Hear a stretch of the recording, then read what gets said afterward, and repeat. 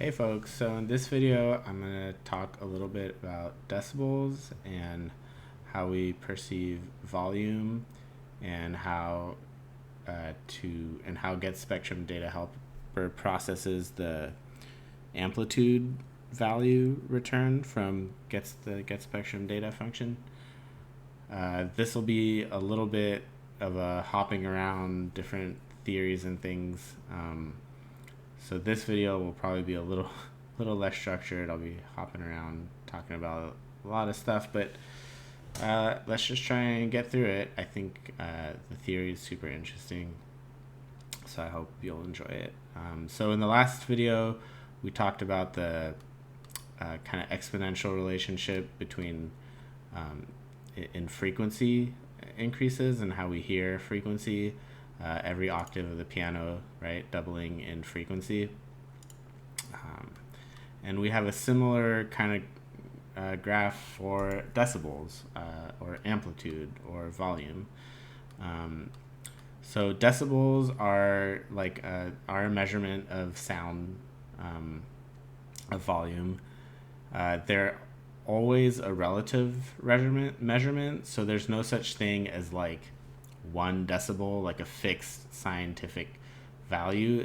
It can only be 1 decibel louder than, and whatever your reference value. So it's always relative. Like the 1 decibel could mean any amount of volumes depending on what it's referenced to.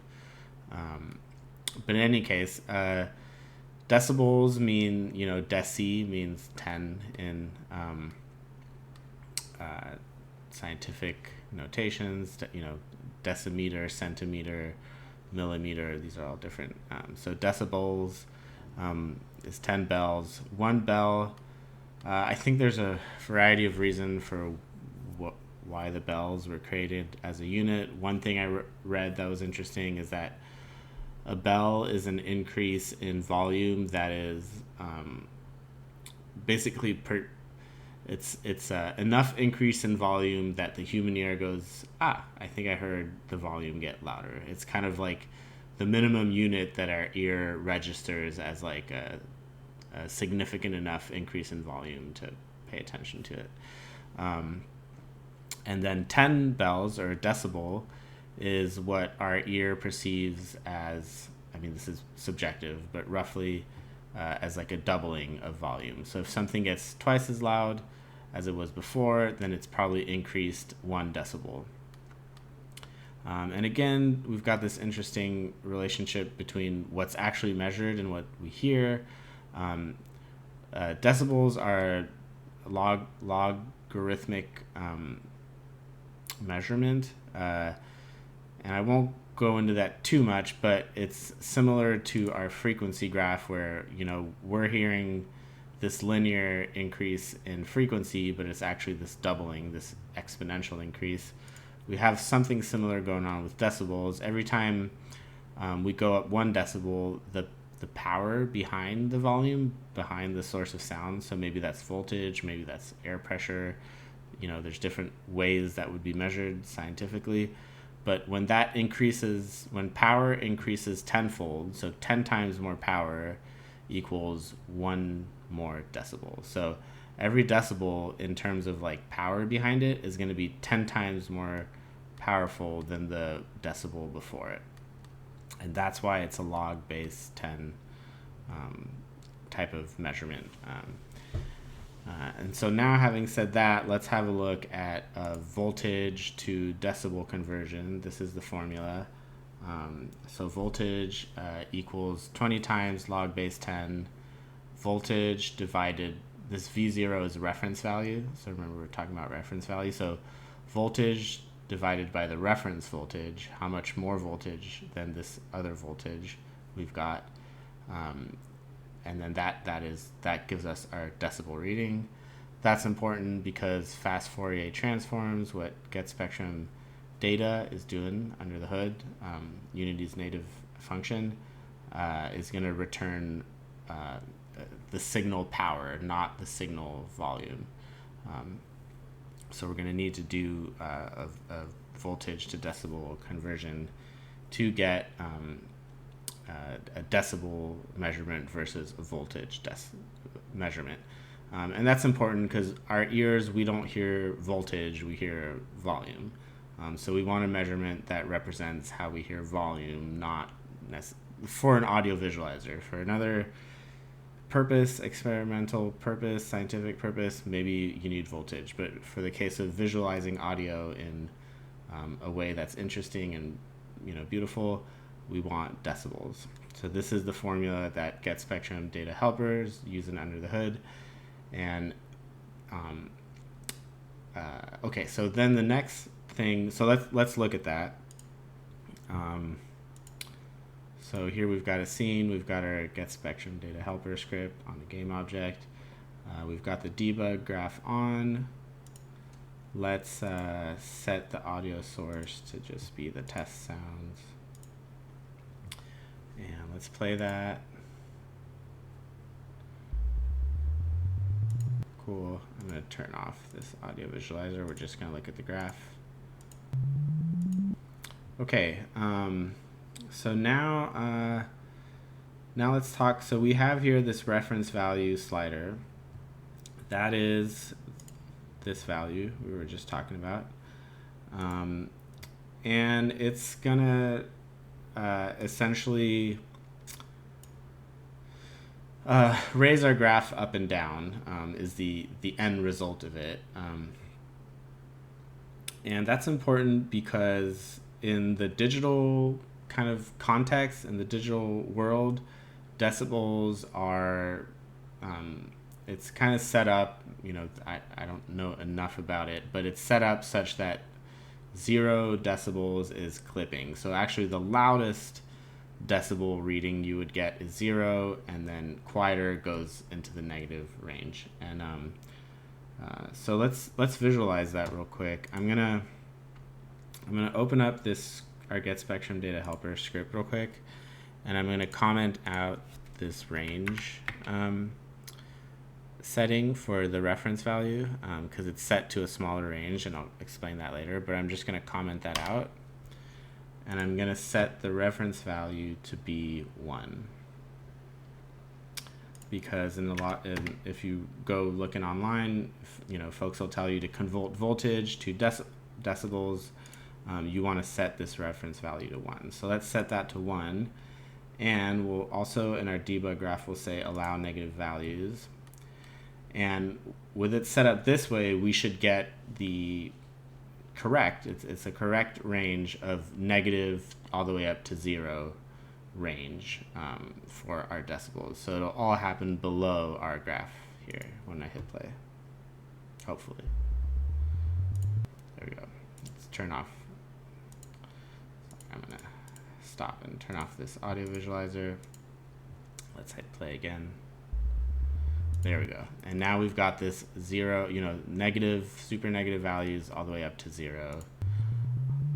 The louder a sound gets, the closer to 0 it gets, but 0 is clipping. So nothing should go above 0. So that's all well and good, but when it comes to visualizing stuff, this range is not very useful. Most things you're going to drive with this, maybe it's a shader, maybe it's the scale of an object, have ranges that are 0 and up, not negative up to 0. So how do we deal with this? That's where the reference value comes in. As we lower this reference value, lower and lower towards 0, the graph gets pushed up.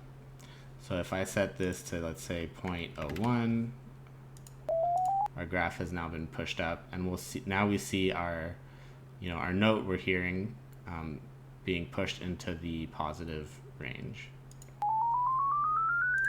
Okay, if I go even more, 0.001, right, et cetera, and I found that 0.0005 is a good number to use. What it does is you get a lot of kind of noisy readings from very faint sounds. Will create like a lot of kind of noise and movement that maybe you don't want to visualize.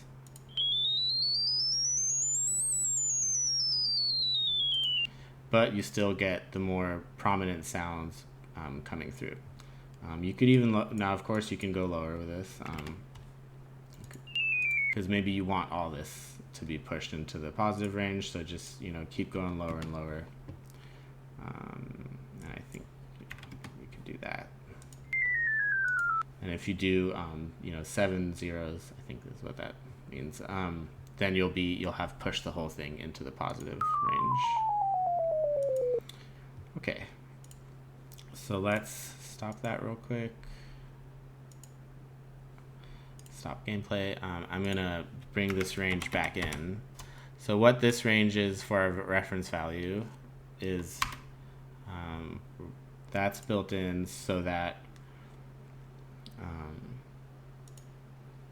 it's more useful. So let's go to our, there we go. So this range is essentially one that's gonna, you know, you're probably not gonna ever want to set it to 1 because you're not gonna want this negative range. You're gonna want things to happen up here. So basically bringing the reference value to the left is gonna bring the graph up. Bringing it to the right is gonna bring it down. And so bringing it further down is going to hide the smaller, noisier, like very sensitive values that maybe you don't want to see. Bringing it all the way to the left is going to help you visualize as much as you can.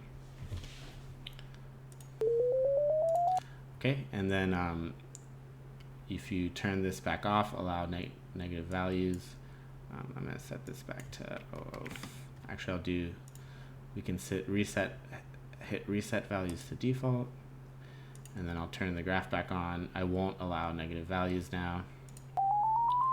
And our negative values will get a floor of 0. So all this negative stuff down here will get clamped, which is typically what we want. I'm going to set the equal loudness contour curve back. You can get that here, equal loudness contour presets, and then click it. You can always hit, if you don't see it, you can hit F and make sure it's there to frame it in this animation curve view. Cool. So I think that's what I wanted to go over. We also have our smoothing here, which we've gone over before. Yeah. Okay, so that's it. That's an overview of decibels and voltage. Oh yeah, one last thing. If you do want to visualize voltage, this is going to be, you know, what comes directly from GetSpectrum data. Then you can set the output type to voltage. And that's actually, voltage is going to be like a 0 to 1 range, I think. So it's going to be really small. So if you want to see it on this graph, which has got this 0 to 100 range, you'll probably want to multiply it by 100 or more. There it is down here. So it's this kind of like really small range.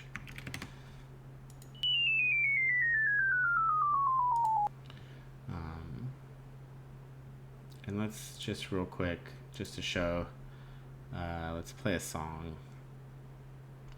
Let's play this song. I'm going to lower my own volume here so it doesn't come through the mic.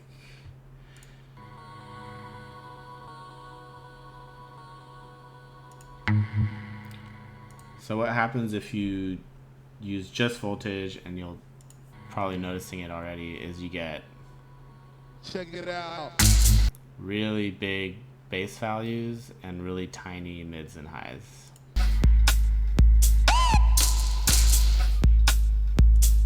And maybe sometimes you want, you know, a song that's got some booming bass that'll look cool, but if you've got something, you know, that's got more subtle stuff going on in the mids and highs, let's say this, some of these outdoor sounds that are pretty.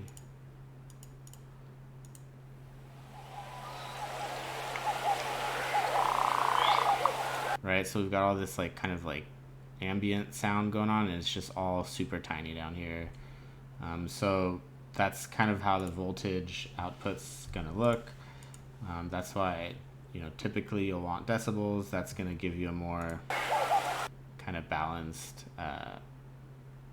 return values that are distributed and calibrated in a way that's going to represent what you hear better. All right, folks, thanks for watching.